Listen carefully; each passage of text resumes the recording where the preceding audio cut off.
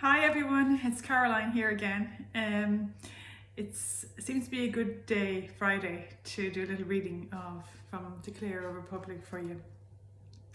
I thought today what I'd do is pick out the preface of the book, which kind of lays the foundation for my thinking and an introduction into the book. So I'll read it for you. The picture that goes along with it is the picture of the cliffs in Kilkee, and this is where I had taken my retreat to a cottage in the west of Ireland.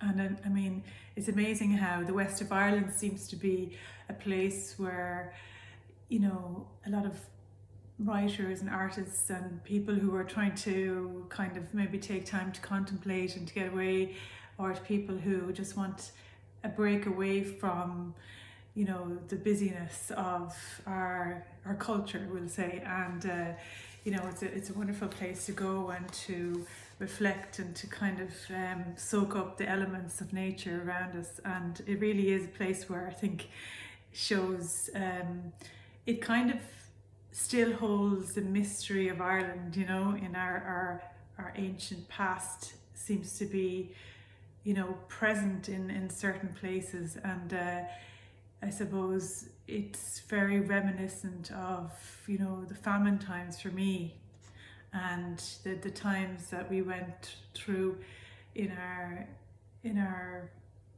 quest for freedom. And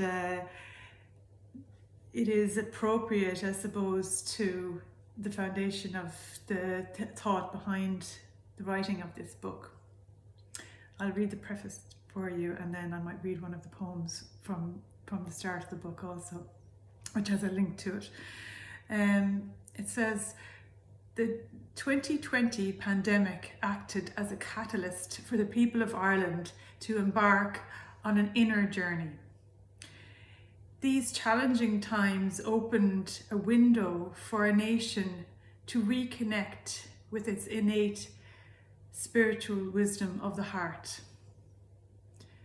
By entering the presence of the immense beauty of this magical land, my intention for this book is to co-create a collective reflective piece which bears witness to this movement back to our love of nature. The photographs which accompany this collection of poems were contributed by the Irish public after my open request online. They came from the 4 provinces of Ireland, using mobile phone photography taken since March 2020 during the COVID-19 restrictions. It's now time for this nation to begin a quest to a free state of mind, an inner liberation from an oppressed and suppressed consciousness. This is our next challenge that we have to take on. You know, we've got our free land, but what about our free state of mind, and maybe the traumas that we've had to live with since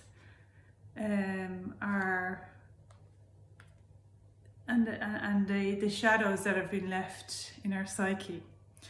There's a poem that links with this, and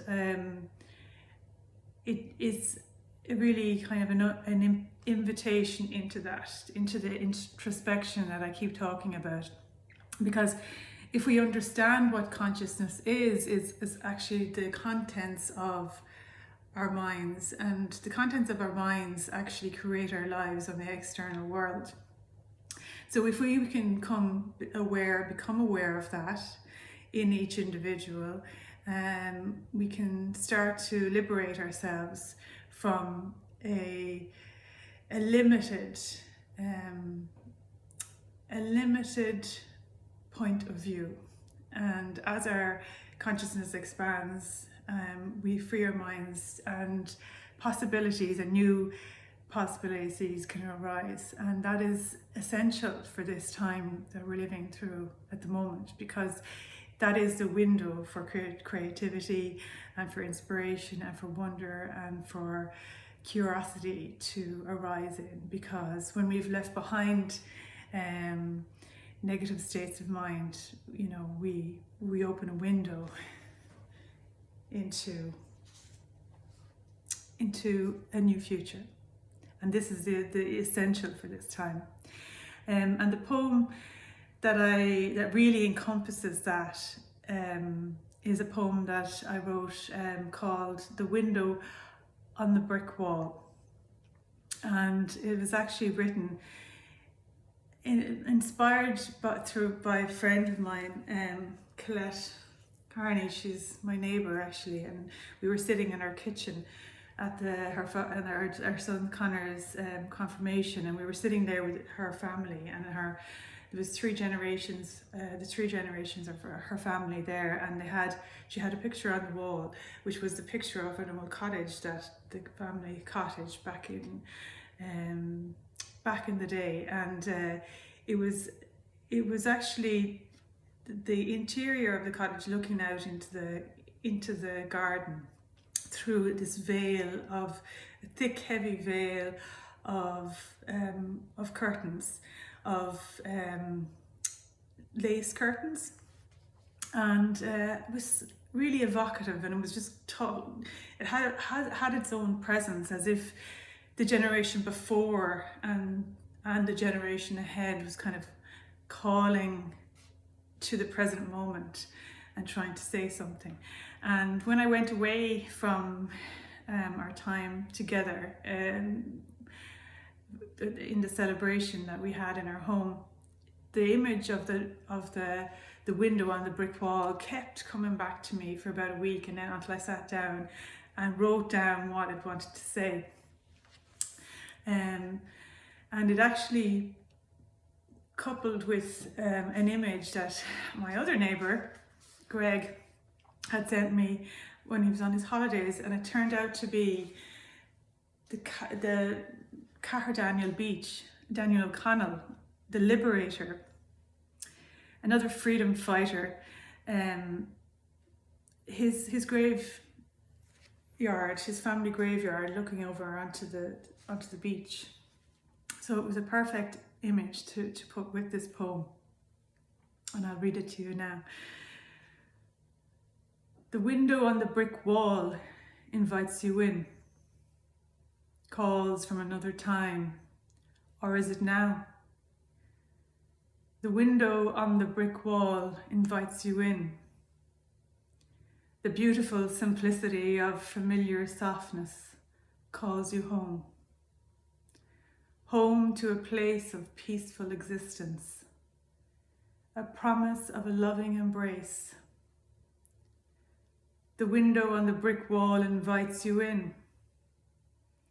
Its motionless image of all knowing calls to your attention.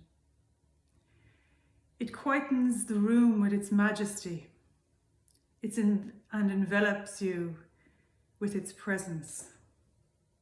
The window on the brick wall invites you in. It allows you to enter. You are drawn to its light and climb up onto its ledge. To come closer, to hear the birds sing, to breathe the sweet air, and to crawl through to the other side. Okay, thank you guys, bye.